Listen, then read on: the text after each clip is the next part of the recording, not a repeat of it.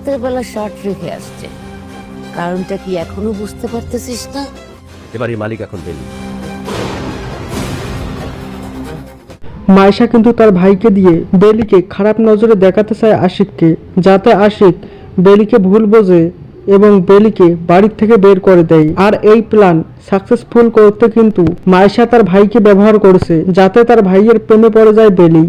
আর সেই সুযোগ নিয়েই কিন্তু আশিকের চোখে খারাপ বানাবে বেলিকে আর বাড়ির থেকে বের করে দেবে। এবার কি হতে চলেছে দুই সতীনের সংসার নাটকের ৮ নম্বর পর্বে, এবং দুই সতীনের সংসার এই ভিডিওটির ৮ নম্বর পর্বটি কবে আসতে চলেছে, সবার আগে দেখতে কি কাজ করতে হবে সবকিছু বিস্তারিতভাবে জানতে পারবেন আজকের এই ভিডিওটির মাধ্যমে।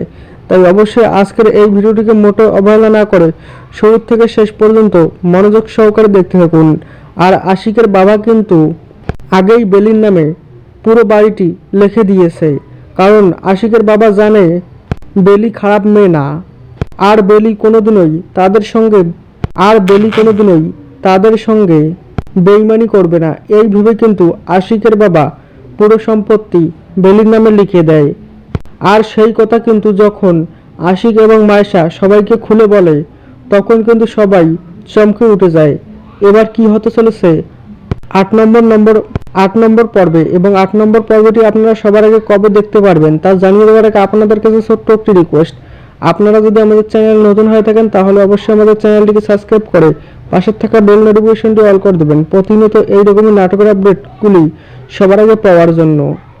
এখন জানা যাক কবে আসতে চলেছে দুই সতীনের সংসার এই নাটকের ৮ নম্বর পর্বটি। আপনারা দুই সতীনের সংসার এই নাটকের ৮ নম্বর পর্বটি দেখতে পারবেন ৫ থেকে ৭ দিনের মধ্যে।